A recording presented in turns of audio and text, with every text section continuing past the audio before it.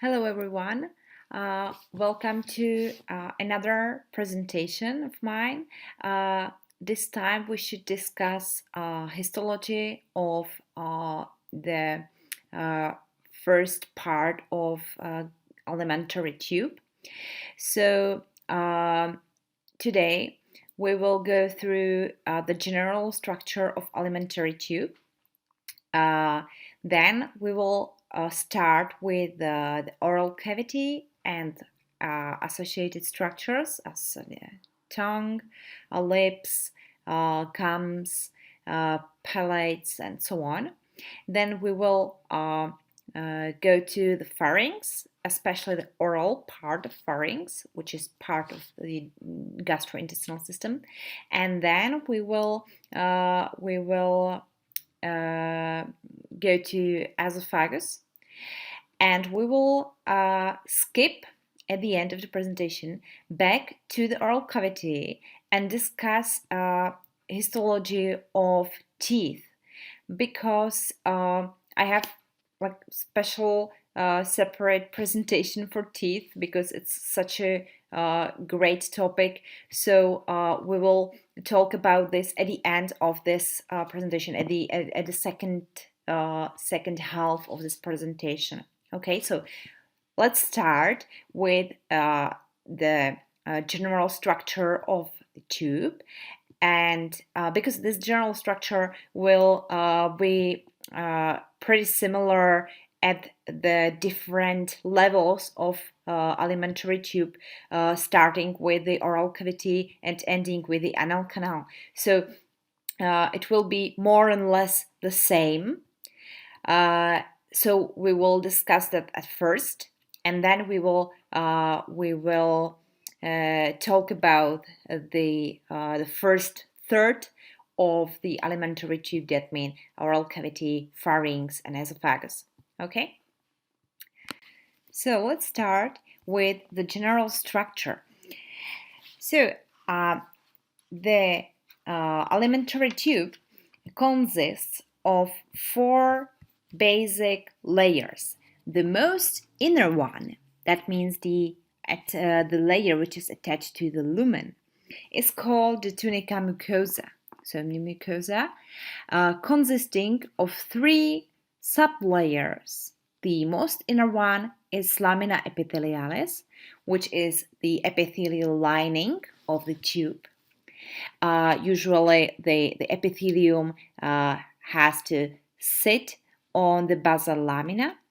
Under the basal lamina, there is the second layer called lamina propria mucosa, which consists of the loose connective tissue, which is highly vascularized. There are nerve endings and so on. Sometimes it contains also small glands.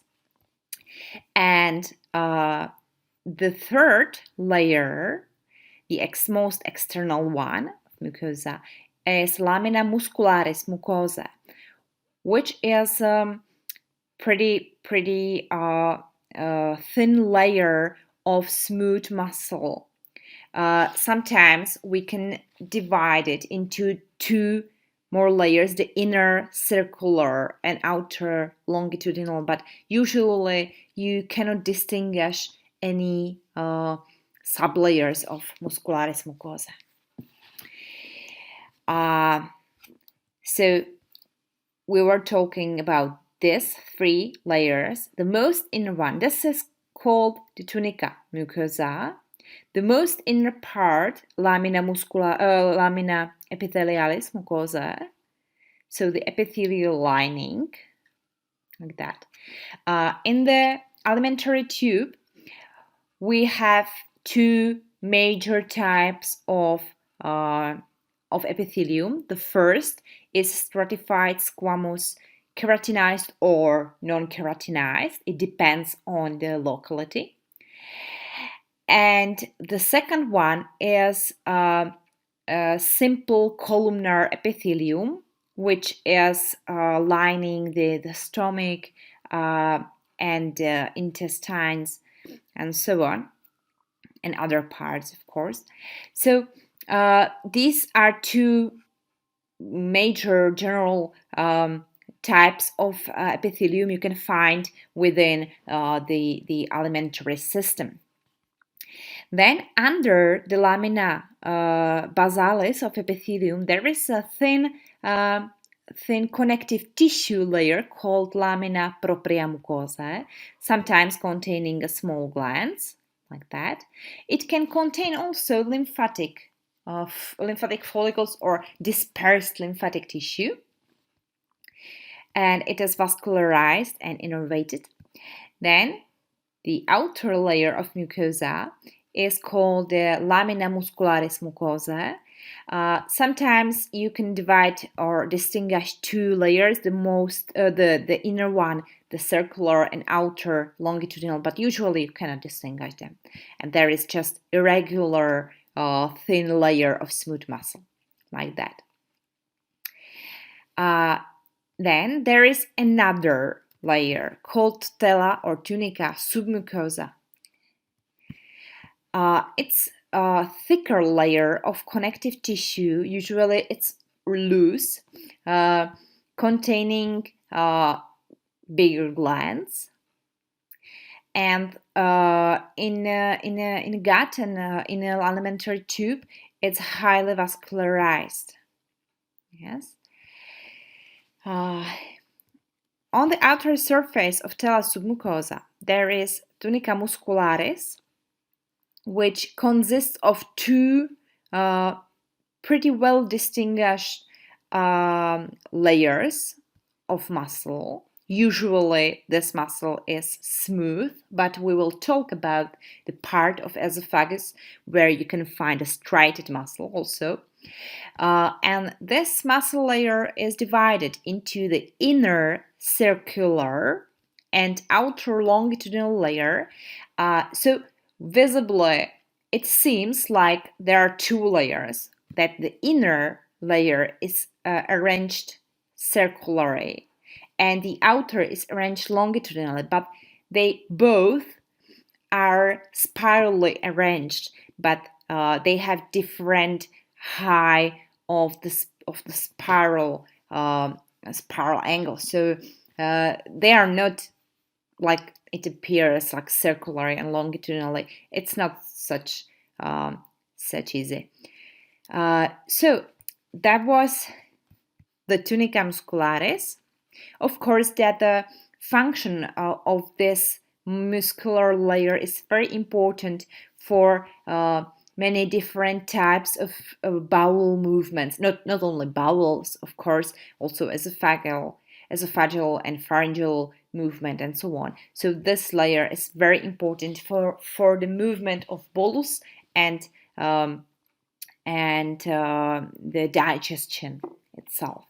The most outer one layer is tunica serosa or tunica adventitia. It depends on the locality. So you already know that tunica serosa is only present within the peritoneal cavity, because peritoneal cavity is lined by serosa, and all the intraperitoneal organs are covered by serosa. So you can find serosa only in the intraperitoneal part of GIS. The other parts, for example, the most of the length of esophagus is covered by tunica adventitia, which is like loose connective tissue, especially collagen tissue, and it doesn't have any epithelium. On the other hand, serosa has a thin connective tissue layer, which is covered by one layer of flattened epithelium called the mesothelium. Yeah. So this is serosa, mesothelium, and thin submesothelial connective tissue layer. Again, this is just another image, but it's pretty similar to that. So mucosa consisting of lamina epithelialis, lamina propria mucosa, and lamina muscularis mucosa. Then submucosa, lamina tunica muscularis with the inner circular and outer longitudinal muscle, and outermost serosa or adventitia depending on the locality. So that was the general structure of alimentary tube. Now let's start with the oral cavity, which is the first part of GIS. So it consists of it's lined by three types of mucosa. The first is masticatory mucosa, which exhibits a high resistance to mechanical damage. So it is lined by stratified squamous keratinized epithelium. The keratinization can be not so perfect as you can observe in skin, for example.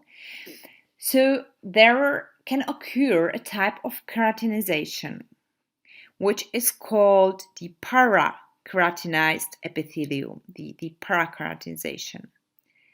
And the para-keratinized epithelium is pretty similar to keratinized, but the epithelium in the superficial cells do not lose their nuclei. So you can observe nuclei within the superficial keratinized layers of epithelial cells.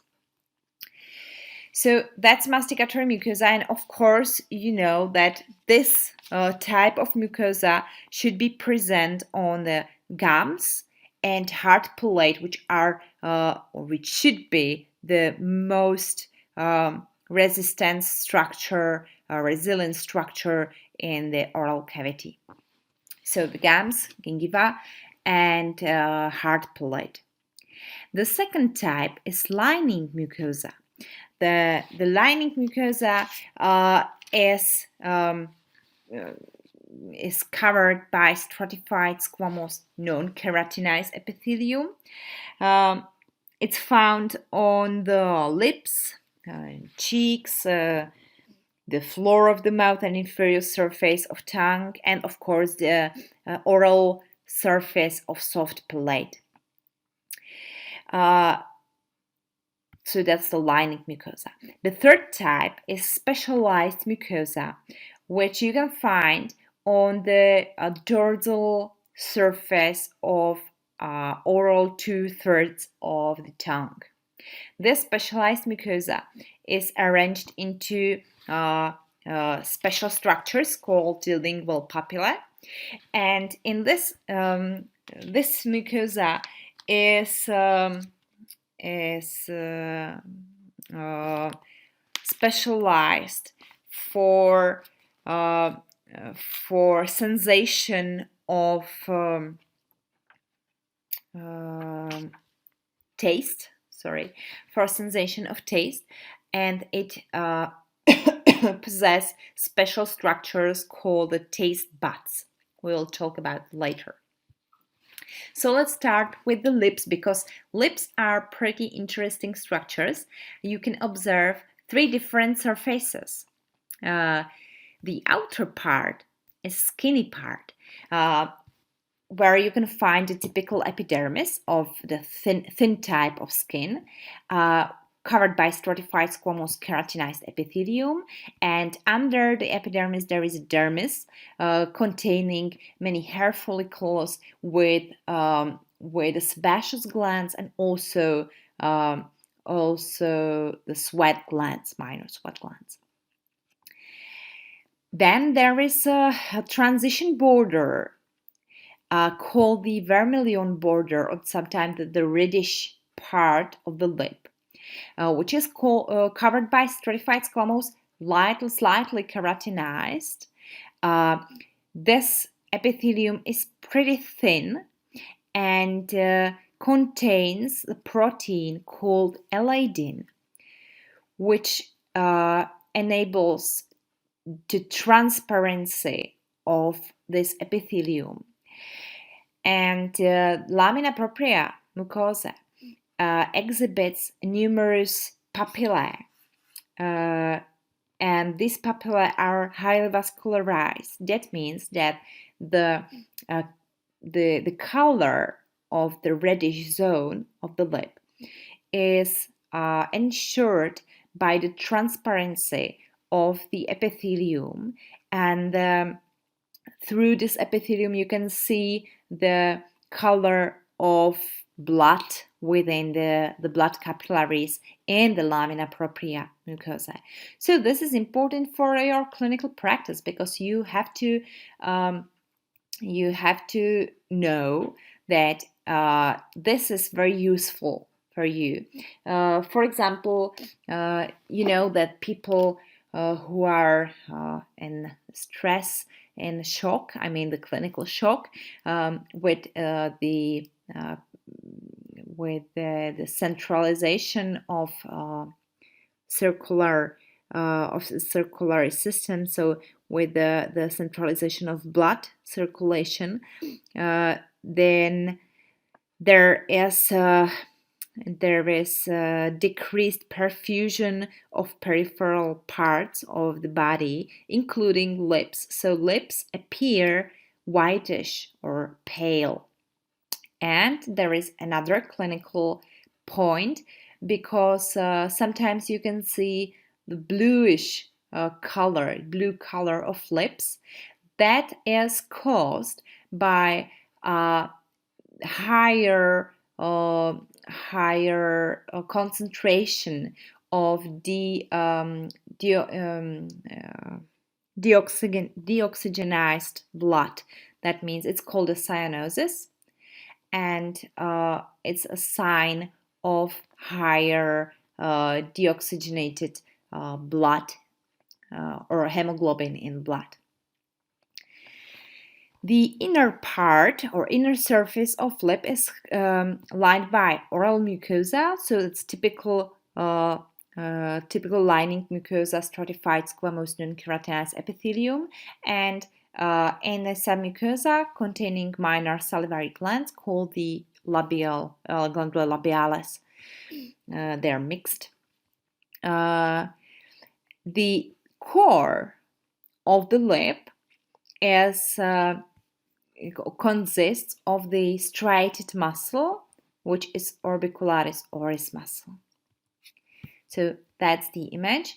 The outer surface is typical skin of the thin type of skin with hair follicles, sebaceous glands, and sweat glands. Then the core is striated muscle, musculus orbicularis oris. This part is called the vermilion border, which is the reddish part we mentioned. This is the higher magnification of the vermilion border with a stratified squamous epithelium. So there is a thin layer of the keratin, and then lamina propria, which is highly vascularized. So these and those are papillae. And the internal surface, which is covered by the oral lining mucosa, so stratified squamous non-keratinized epithelium, and in the submucosa there are numerous minor salivary glands called the labial glands, which are mixed, but with the mucous secretion prevails. Again, this is the internal surface of lip. These are the labial glands, so they are mixed minor salivary glands with a small duct here, And these are muscle bundles of the orbicularis oris muscle. Again, this is not important.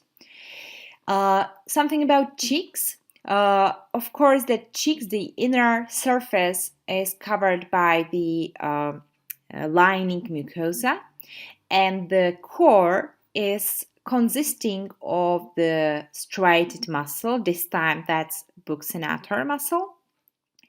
The newborns, they have also pretty prominent adipose tissue within the cheek. Of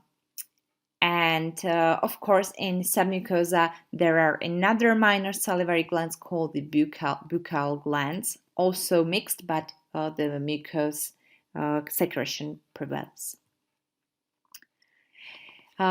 This is the micrograph of the cheek. You can see muscle bundles of the buccinator muscle, which are arranged in the different directions. And this is parenchyme of the minor buccal glands. What about the palate? Hard palate is made by the mucosa lying, it's tightly attached to underlying bone. The mucosa is keratinized or parakeratinized, and the lamina propria mucosa exhibits a numerous papillae, and between the mucosa and periost of the bone, there are numerous tight collagen fibers, which ensure that the mucosa is not moving against the surface of bone. So that's the hard palate. But some parts of hard palate, they have a submucosa. There is a submucosa containing the minor salivary glands, which are consistent, or which are the same as in soft palate. The core of soft palate is made by striated muscles and connective tissue, and it has two surfaces. The oral surface is covered by the already familiar lining mucosa, and the nasal surface is covered by the epithelium of the respiratory pathways. So that's a ciliated pseudostratified columnar epithelium. Of course, that in the submucosa there is a large number of the minor salivary glands. This time they are called the palatine glands because minor salivary glands are usually named by their location. They are also mucosal. They have the major mucus secretion. So this is the soft palate with the oral surface and nasopharyngeal surface. This is covered by pseudostratified ciliated columnar epithelium you can find in the nasopharynx. And the oral surface, which is more important for us, covered by the stratified squamous epithelium, non-keratinized. Then there is a lamina propria, lamina muscularis mucosa with then elastic fibers, and in submucosa there is a lot of mucous glands called the palatine glands. Of course, that the muscle core is here, so you can see the bundles of striated muscle.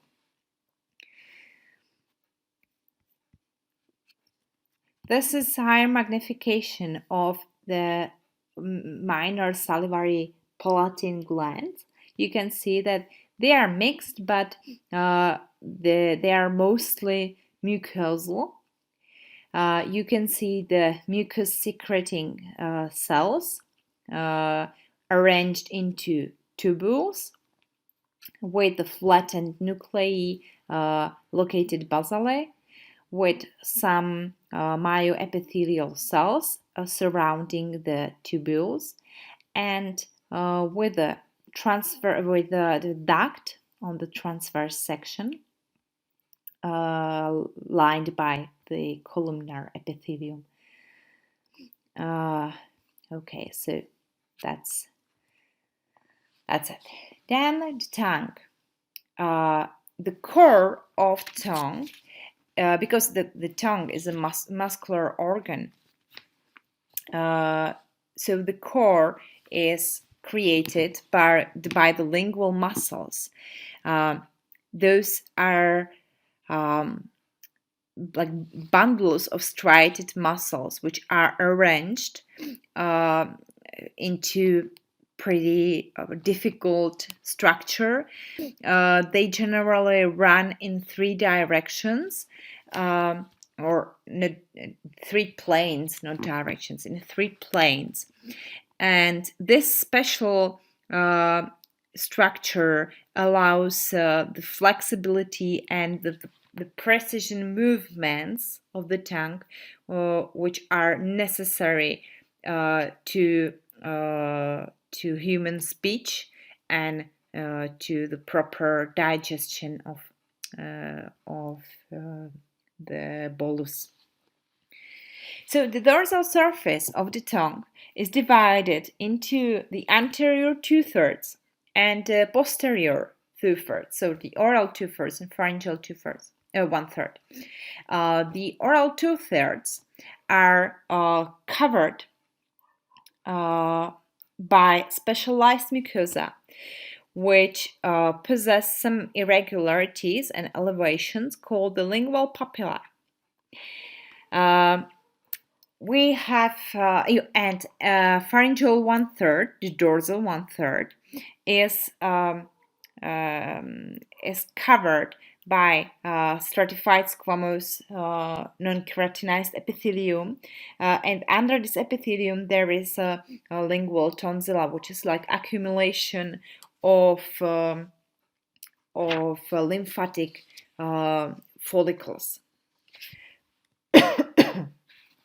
So the oral 2/3 covered by specialized epithelium, and the dorsal pharyngeal 1/3 covered by the lining epithelium, and under this epithelium there is a lingual tonsil made by the lymphatic follicles, the accumulation of lymphatic follicles. The borderline between these 2 parts, which are visibly different, is made by the sulcus terminalis. It's this structure. It's V-shaped,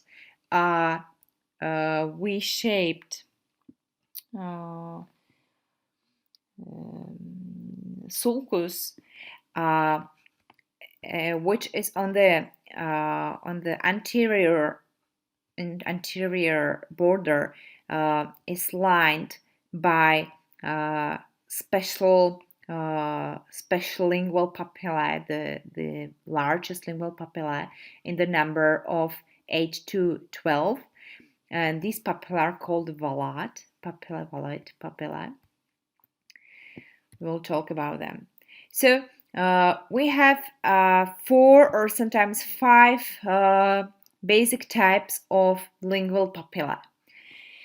The filiform papillae are the smallest and most numerous. Sometimes they are also mentioned as a conical papillae. It depends on the weight of their base.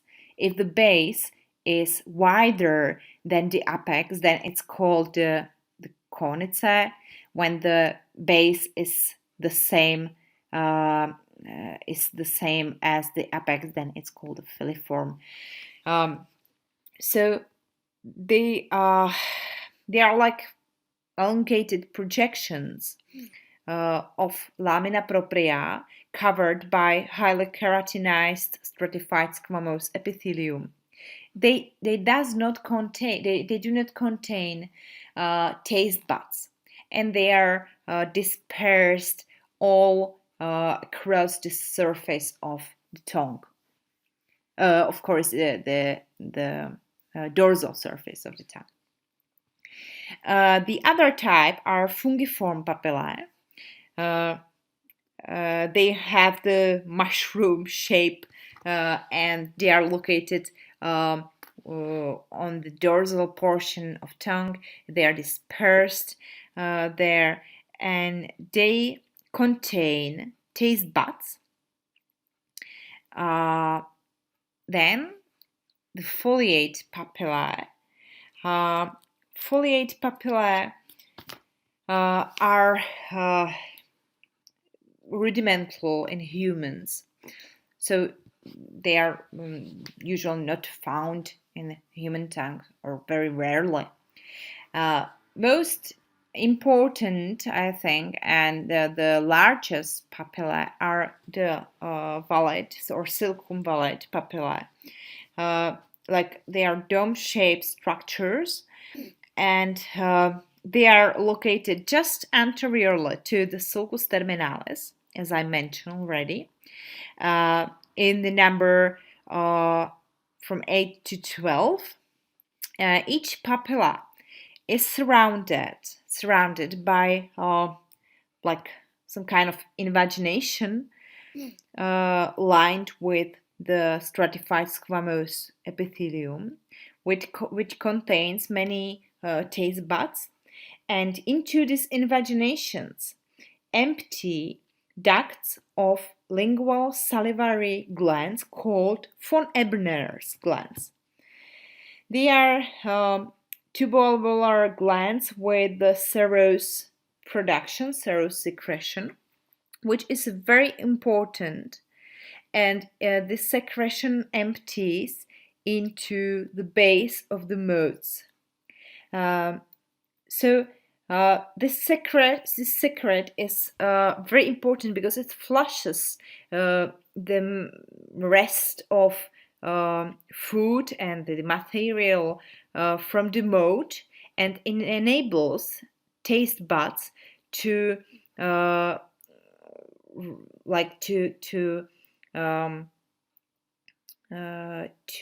react and respond to the change of taste stimuli. So they are very important. This is circumvallate papilla. So you can see the body of papilla, which is made by projection of lamina propria, covered by epithelium. This is the mode, like invagination. In the lateral wall of papilla, the epithelium contains these pale structures. Those are the taste buds. And into the modes, these glands, which are the lingual salivary glands, von Ebner glands, they empty their ducts into the modes, right? And of course, in the depth of the tongue, there is a muscle core. So there are bundles of skeletal muscle which are visibly arranged into different planes. So this is the detail of lateral wall of circumvallate papillae with the mode. This is the mode, and into that mode empties the duct, excretion duct of salivary lingual glands. These glands are called von Ebner's glands. They are they have the serous production, serous secretion, which is very important because the secret flushes and cleans the mode, and this is very important for the proper function of taste buds. And of course, you can see that lamina propria also has accumulations of lymphatic tissue. This is parakeratinized epithelium of dorsal portion of tongue. So you can still observe nuclei within the cells of the superficial layers. And the lamina propria exhibits papillae. Again, this is circumvallate papilla with lot of taste buds in the lateral wall. And this is a lower magnification of previous image. So we observed this part with the duct of von Ebner serous gland. You can see striated muscle core, lymphatic follicle, and circumvallate papilla. Again, that's just the same. Lot of taste buds here. What is the taste bud? Taste bud is intraepithelial taste receptor consisting of 3 types of cell. First, most numerous type of cell is the taste receptor cell. These cells are secondary receptors, so they have on the basal portion, they have a synaptic connection with the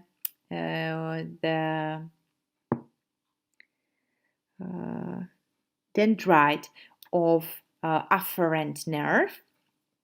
And on the apical surface, they have a numerous microvilli. Second type of cell are the sustentacular cells, which are like support of the taste receptor cells. They have the apical microvilli, so they are not very well distinguished from the taste receptor cell. Last type of cells are the basal cells. They are responsible for renewal of both receptors and also sustentacular cells. So these are taste buds, intraepithelially located. Now salivary glands. So salivary glands are responsible for the production of saliva. The daily production is between 700 to 1500 milliliter per day of the saliva. The saliva is very important because it contains, of course, the main part is water, but it also contains very important molecules, such are enzymes. These enzymes start the digestion right in the oral cavity, like is the amylase and so on. Amylase. So the ions contained within the saliva are very important because the saliva is the source of calcium and phosphate ions, and these ions are essential for the normal tooth mineralization. So that's very important. Then, of course, it contains some kind of antibodies, so it has immunologic function. The immunoglobulin A is synthesized by plasma cells in the connective tissue surrounding the secretory acini of saliva glands, and it is excreted to the saliva. It's very important for the immune defense of in the first line, of course, in the oral cavity, and also some antimicrobic enzymes like lysozyme and so on. Each salivary gland consists of parenchyme and stroma. Parenchyme is the proper glandular epithelium, and the stroma is connective tissue network which mechanically mechanically maintain the structure of gland. So this is the parenchyma of parotid gland, and this is the stroma. Stroma is also represented by a connective tissue capsule, which sends a connective tissue septa within the depth of gland, and these septa divide gland into lobules. Via this connective tissue with this septa, blood and lymphatic vessels run into the depth of gland, and also nerves. This is a way of innervation of the gland. So we can divide salivary glands into minor and major. Minor salivary glands were discussed in the oral cavity and also the palate and so on. So they are usually named after their location. They are mixed, but sometimes or usually they have the major mucous secretion, and they produce the saliva continually. That means that they produce a saliva all the time. On the other hand, major salivary glands, there are three pairs: the parotid gland, submandibular and sublingual glands. They have special ducts, great ducts. With these ducts, they empty into the oral cavity, and they produce saliva. In some amount, they produce it continually too, but the major secretion is caused by some kind of stimuli, for example, the food stimuli and so on. First and the largest is the parotid gland. Parotid gland is an acinar gland with completely serous secretion, which is located in the infratemporal region. And what next?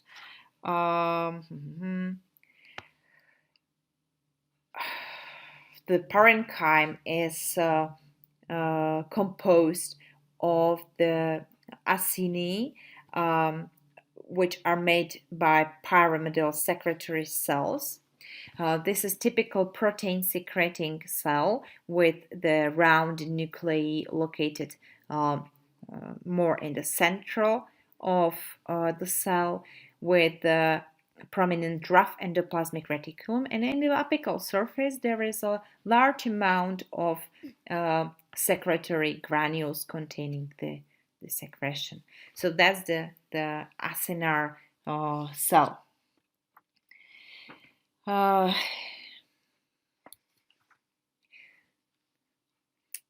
the other hand, that was the parotid gland. This is micrograph of parotid gland with the parenchyma consisting of secretory acini. You can see that the parotid gland possess all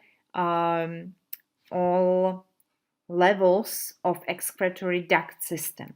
That means that within the acini there are intercalated ducts.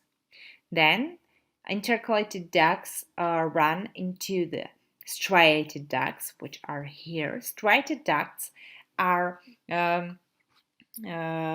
so called because of the presence of striations. Those are like foldings of the basal plasma membrane of the columnar cells lining the duct, because in these enfoldings there are there is high number of mitochondria, which are necessary for the ATP production And ATP is, of course, necessary for the function of ion pumps in here. Intercalated ducts, I mentioned, they're like located within the distal part of acini. They are lined by low cuboidal epithelium, and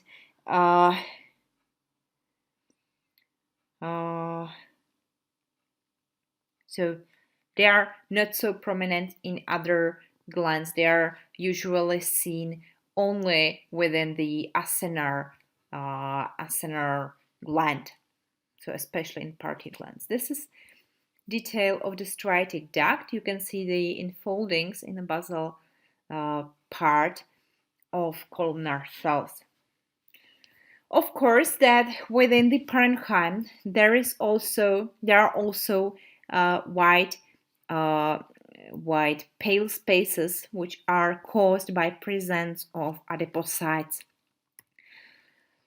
The second major salivary glands are the submandibular glands.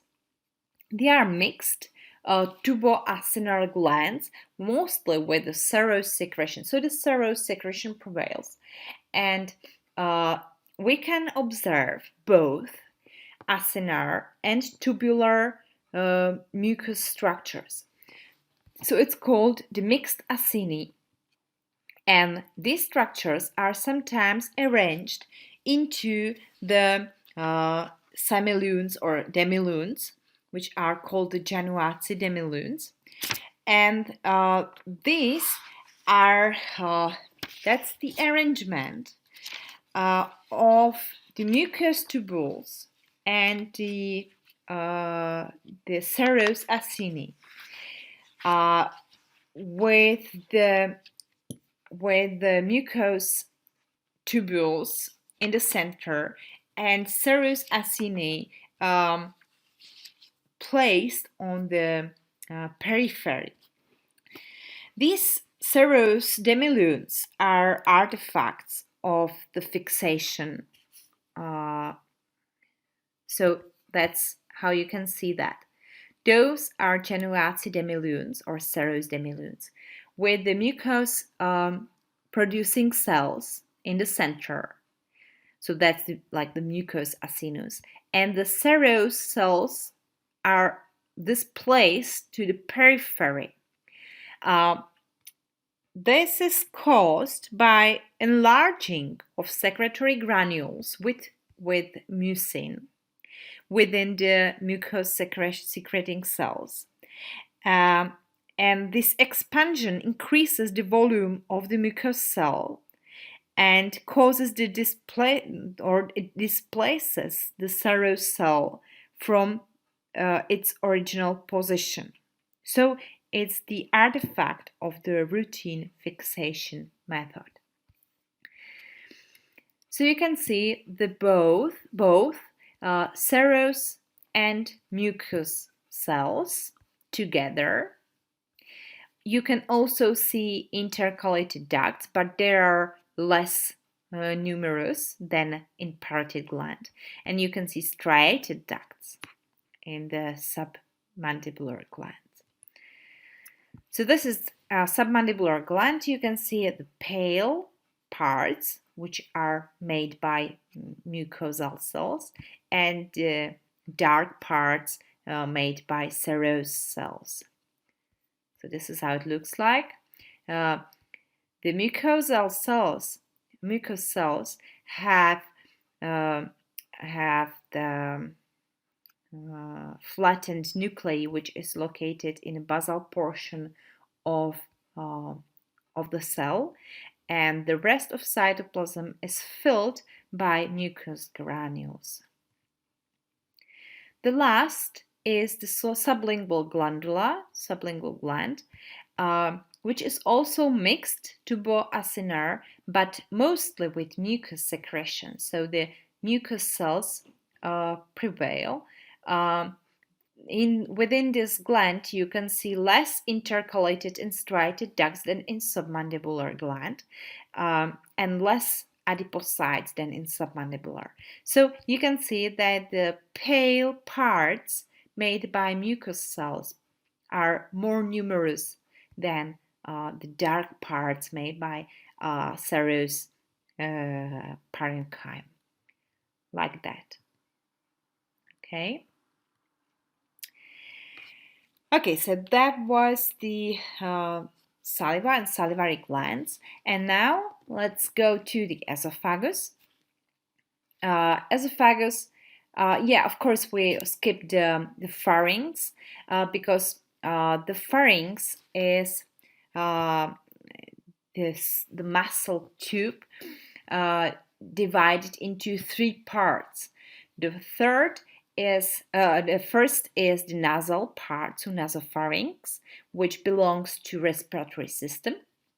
Then the oropharynx, oral part of pharynx, belonging to the gastrointestinal system, and the third laryngeal part, laryngopharynx, which belongs also to the respiratory system.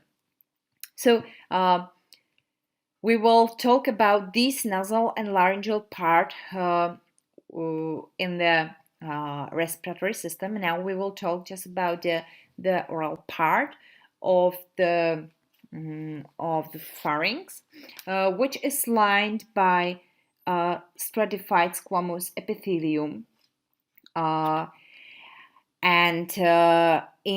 within the submucosa there is a lot of pharyngeal glands.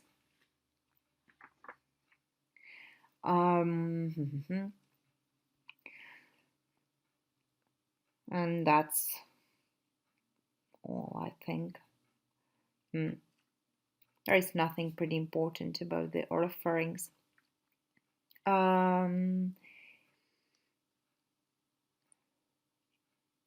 Okay. The esophagus has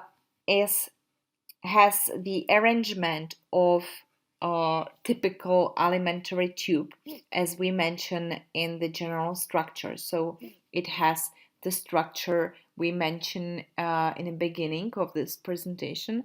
So the mucosa is lined by non-keratinized stratified squamous epithelium, and the mucosa has longitudinal folds which cause that the lumen is collapsed and it widens only by the passage of bolus. Lamina muscularis mucosa is pretty thick and prominent, so you can see it here. And tunica muscularis has a specialty because both the circular and longitudinal layer, they differ according to the level of its length. So in the upper 1/3, you can find a striated muscle, completely striated muscle within the tunica muscularis. Then in the middle third, these muscles are mixed with the smooth muscle, and in the lower 1/3 near to stomach, you can find only the smooth muscle within the tunica muscularis. So there is a conversion of striated muscle into the smooth muscle within the length of the esophagus. And of course, you can find both adventitia and serosa on the outer surface of esophagus because esophagus runs through the mediastinum, where it's covered by adventitia, and it has also very short part which is located intraperitoneally, just before it enters into the stomach. So it has the intraperitoneal part which is covered by serosa. Within the lamina propria, there are minor glands called the cardial esophageal glands. They are mucous glands, and they are usually found in the lower third of the esophagus near the stomach. Then there is a prominent muscularis mucosa, then prominent submucosa, which contains glands. They should be visible on the whole length of the esophagus. They are proper esophageal glands, usually mixed, but mainly with mucus secretion. Then there is a prominent inner circular and outer longitudinal muscle layer, striated or smooth, it depends on the location, and serosa or adventitia. So this is epithelial lining of mucosa. You can see lamina propria mucosa creating connective tissue, papilla, and send them to the epithelial lining like that. Then lamina muscularis mucosa, and under that there is a submucosa. There are the submucosal esophageal glands, like that. And this is part of the esophageal wall from the middle third, where you can see and observe striated and also smooth muscle. Again, I think that's pretty clear. So again, you can see the tunica mucosa made by lamina epithelialis mucosa, lamina propria, and lamina muscularis mucosa. Then there is a submucosa, this part, number 4. Then tunica muscularis, lamina muscularis, with circular and longitudinal, and then adventitia. Again, that's the same. It's pretty the same. Again, the wall and the detail of epithelium. You can see that the epithelium is not keratinized. It's stratified squamous. Very important structure is the gastroesophageal junction. It is the borderline between the non-keratinized stratified squamous epithelium of esophagus and simple columnar epithelium of stomach. You already know that the site of transition of epithelium is very fragile structure, and sometimes this is the target of some diseases. It's very fragile because it can be damaged by mechanical or infectious or chemical substances. In this example, this junction you can see here, it's visible. So radiologists, they call that Z line. It's visible during endoscopy, so they call that Z line. This transition, this junction, is pretty prominent, and in this junction the epithelium is very sensitive. You have to know that the epithelium of esophagus is mechanically resilient, but it's not chemically resilient. So it's not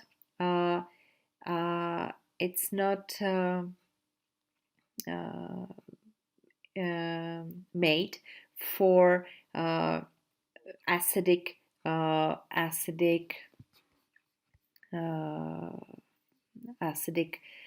juice of the stomach.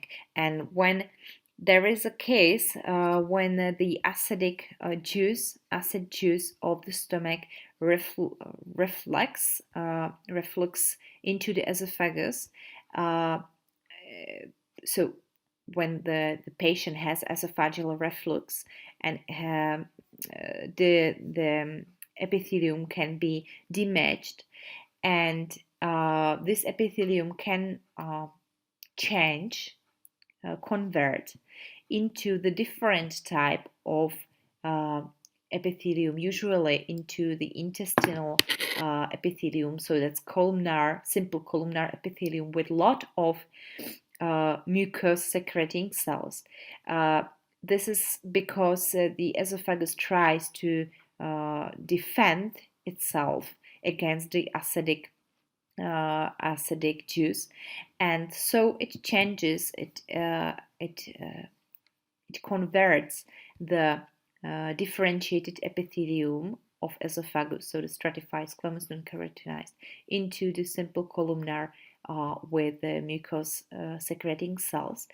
And this replacement of one differentiated epithelium with another type of epithelium, which is not physiologically there, but it is also differentiated. That means it doesn't have any malignant signs. This process is called the metaplasia. So metaplasia of the esophageal epithelium is very common, and you will see that during your clinical practice. It's called the Barrett's esophagus. So again, this is the junction between the esophageal and stomach epithelium, like that. So stomach will be discussed in the second part of GIS. So for now, we will end with the alimentary tube, and we will skip to teeth because it's not very popular topic. So I will try to explain as much as I can. So let's skip to teeth. So let's begin with the teeth. We'll talk about the histology of teeth, but at some point I will have to explain some basics from embryology of tooth. But don't worry, these basics are just details which are essential for understanding of structure, especially of the structure of enamel. But the main topic of teeth embryology will be contained in the next presentation, the next lesson for embryology of GIS. So let's start with the basic three parts of the tooth. The first is crown. Crown has two different definitions. The first is anatomical definition, which is that the crown is a part of the tooth which is covered by enamel. It's this white part, the enamel. And the clinical definition is that crown is a part of the tooth which is visible above the gum. The difference between these two is about 2 millimeters, physiologically covered by gum or gingiva in this region. Second part is the neck, which is here. This is the part where the outer surface of the tooth is covered by enamel and slightly continues into the outer layer of cementum, which is here. The root, the third part of the tooth, is covered by cement, this layer, so cement. And this part is embedded into the alveolar bone of alveolar process. In the depth of the tooth, you can see the cavity. It's the pulp cavity containing loose connective tissue, the dental pulp. The main structure of each tooth is made by dentin tissue. It's this quite yellowish tissue like that. So these are three main tissues you can find in the tooth: enamel, dentin, and cement. And there are other structures, especially the dental pulp containing blood vessels and nerves, and the supporting tissues and supporting structures of the tooth, which involve periodontal ligaments, alveolar bone, and gingiva. These structures are summarily named as parodont. Okay, this is the same image. Crown covered by enamel, neck and root covered by cement, and the main tissue of the tooth, which is dentin. This is the dental pulp within the dental cavity, and with the apical foramen there are entering nerves and blood vessels. Let's start with enamel, which is produced by cells called ameloblasts. Enamel is the hardest tissue, hardest mineralized tissue in the body, and it consists of 96 to 98% of calcium hydroxyapatite. The important thing that enamel is harder than bone, and it covers the crown, anatomic crown, of course, and the enamel is composed of two substances. The first are the cells, so the cellular part. Cells are present only during the development period. After the eruption of the tooth, these cells are damaged, they are destroyed during the eruption, and that's the reason why the enamel cannot be repaired after eruption. So ameloblasts are polarized columnar cells which produce enamel, and the important thing is this, that they produce enamel only during development period. This is the developmental stage within the tooth is embedded in the maxilla right here. So this is maxillary bone, and this is the anlage of the tooth. This is oral cavity with the mucosa, and this is developing dentin.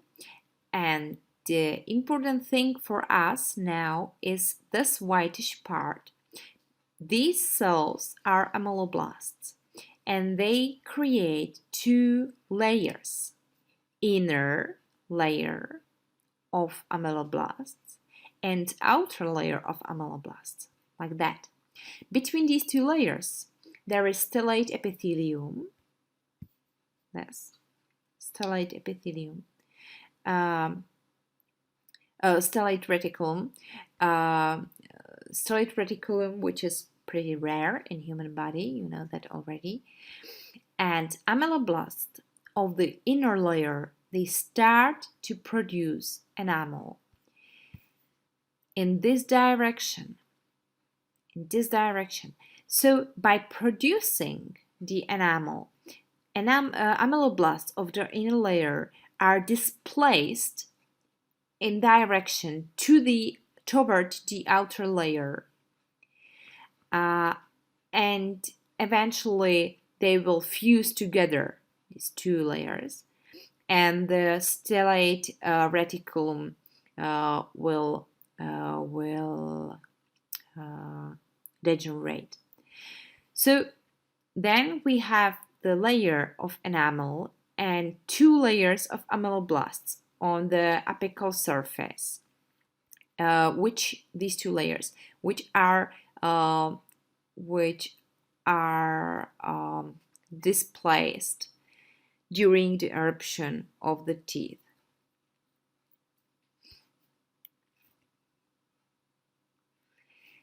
So I've mentioned the first part of enamel, amyloblasts, which are present only during developmental period.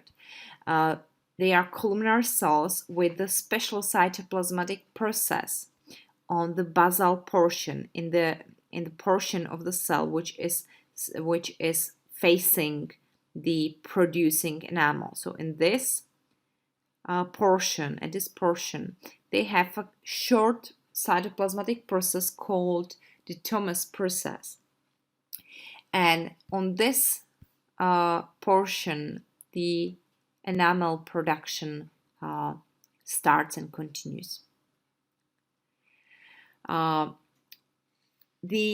Another part of enamel is a cellular part containing 96 to 98 of calcium hydroxyapatite and about 2% of water, and of course about 1 to 2% protein matrix, which is made by essential proteins produced by amyloblasts, such are amylogenins, amyloblastins, enamelins, and for example tuftelins. These proteins are essential and necessary for the proper tooth development, including mineralization and maintenance, the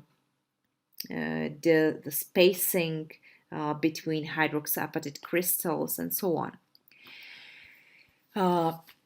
So the hydroxyapatite crystals are arranged into enamel rods.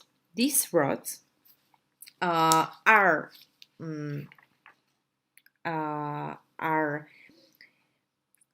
oriented parallel to the each ameloblast, and they measure about 4 micrometers wide, and they are made from the parallelly arranged hydroxyapatite crystals. There are interrodal spaces, spaces between the rods, which also contains hydroxyapatite crystals, but they are arranged in different direction, so it appears differently. And this is the process which causes some kind of striation of enamel. These striations observed on the enamel rods are called the lines or striae of Retzius, and they represent evidence of the periodic or rhythmic growth of the enamel in the developing tooth. And on the surface of the tooth you can see these striations called as the structures called the pericymats, like that. Again, these are ameloblast layers. You can see the columnar cells with the basal cytoplasmatic processes called the Thomas processes, and producing enamel. Okay, and this is the stellate reticulum between inner and somewhere here outer layer of ameloblasts. Okay, so that was the enamel. Let's proceed with the dentin and odontoblasts. So the dentin is also very hard tissue, but it contains about 70% of hydroxyapatite, calcium hydroxyapatite. So it's more than classic bone, but less than enamel. So it forms most of the tooth substance, and it's covered by enamel on the crown and cement on the root. Dentin is secreted by cells called odontoblasts. They form some kind of epithelial layer over the inner surface of the dentin. So the dentin is closely attached to the dental pulp, and the dentin is produced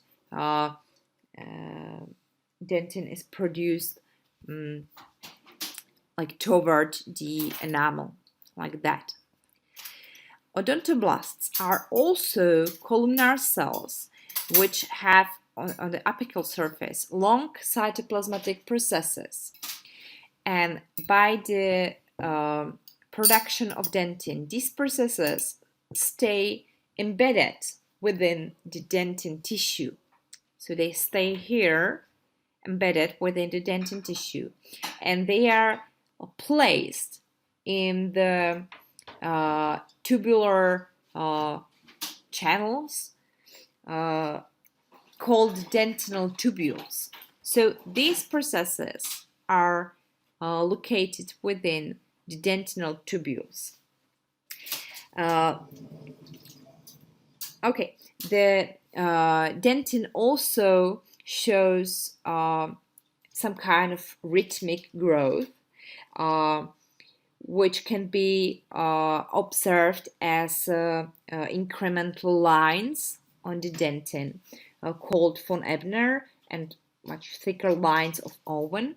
So there are some incremental lines of dentin. And the other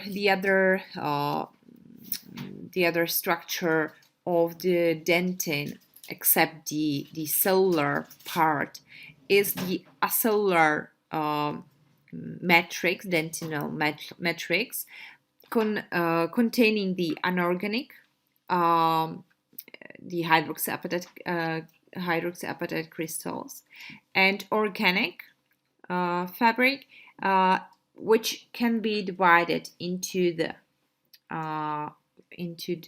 fibers, especially collagen 1 fibers, and some non-fibrillar, such are glycosaminoglycans, lipids, phospholipids, and so on. And of course, water, about 10%. Okay, so that's the dentin. The layer of dentin, which is produced by odontoblast at first, is called the predentin. And the predentin is like newly synthesized dentin, which is not mineralized yet. So again, these cells are odontoblasts with their apical processes with processes which stay embedded within the secreted dentin layer in the dentinal tubules. So this is dentin layer, and this part is predentin, not yet mineralized. This letter A, it's dental pulp. Third part or third tissue, cement, covers the root and neck. Cement is the structure which is very similar to the bone. It's secreted by cells called cementocytes, which closely resemble osteocytes. Like bone, the cementum is about 65% of mineral. It contains hydroxyapatite, and also about 30% contains the collagen fibers, mainly the type 1, and of course the water. This tissue is vascular, and it contains some layers. So this is the layer of dentin. This direction is to the dental pulp, so to the depth of the tooth. This is layer of cement. These are some attachment ligaments of periodontium, and this is alveolar bone of alveolar process. So this is the outermost layer of cementum, called the pre-cement layer. Pre-cement is because this layer is not calcified yet. It contains cells called cementoblasts, closely resemble osteoblasts. And then in this direction to the deeper layers, there is secondary cellular cementum. Secondary because it is secreted like in a second secondary, not primary. It's the second type of cementum which is synthesized. So the secondary cellular cementum contains cementocytes with their processes. They have the same structure as the osteocytes, and the inner layer is made by primary acellular cementum, highly calcified. Okay, so that's the cementum. Then the dental pulp contained in the pulp cavity. So that's the pulp cavity is the space within a teeth, within a tooth, which is filled with the dental pulp. Dental pulp is like specialized loose connective tissue, which is richly vascularized and contains abundant nerves. So this tissue contains of several layers. You can see this image. I don't have the better one, but this is the superficial layer of odontoblasts. This is the odontoblasts with their processes. And this is the dental pulp. So first layer is the layer which reaches odontoblasts and the spaces between them. So it's called the supraodontoblast layer. Then there is a layer, number 2, which is called the subodontoblast layer of veil, containing processes, long processes of cells which are contained in the third layer. And these cells are called the pulpocytes. Pulpocytes are bipolar fibroblasts, which have two processes. The first process reaches the odontoblasts, and the second runs deeply toward the inner dental pulp. So the third layer, pulpocytes. And the fourth layer, the most inner one, is the proper inner dental pulp with the nerve plexus. Some nerve fibers run toward the dentin layer, and they can accompany the odontoblast processes via the dentinal tubules up to the inner third of the thickness of dentin layer. Okay, and then supporting tissues, which include the alveolar bone of the alveolar process of the maxilla and mandible, the gingiva and the periodontal ligaments. Yeah, and cementum, we already mentioned cementum. So let's start with the periodontal ligaments. They are made from the dense and loose connective tissue, especially containing collagen fibers and fibroblasts. And these structures are very important because they are joining the tooth to its surrounding bone. But they also ensure the support and the flexibility of attachment, and they also are responsible for proprioception, and they help with the tooth eruption. So these are the periodontal ligaments. Gingiva is a special part of gum surrounding the neck of the tooth, and this is very important for like close attachment of tooth and its fixation. So we can divide the gingiva in this part. In this part into the attached gingiva, which is closely attached to the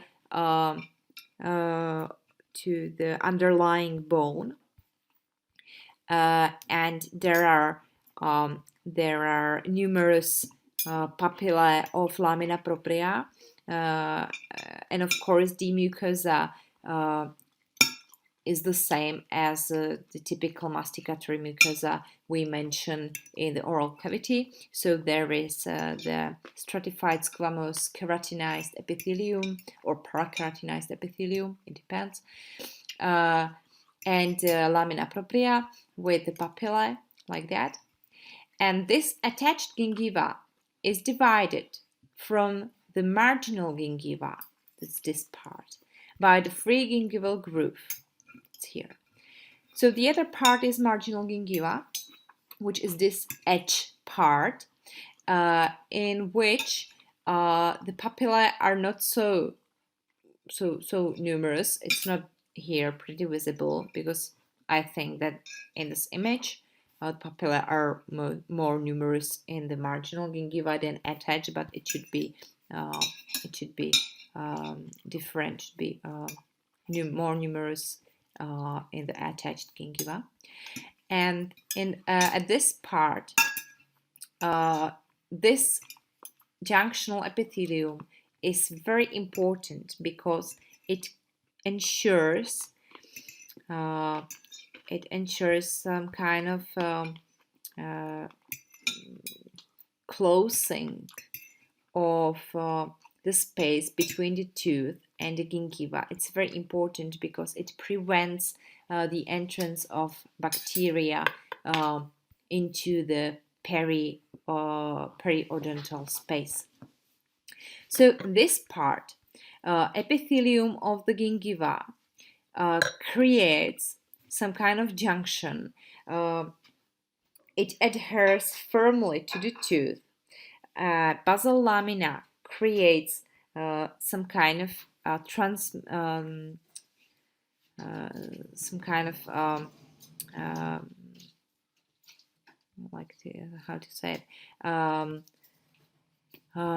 so the basal lamina adheres firmly to the neck of the tooth like that and creates two layers.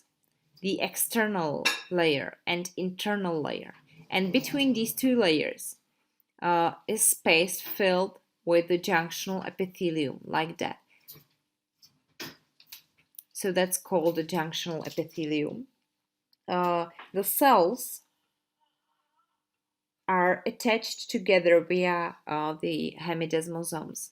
It ensures firm attachment of cells.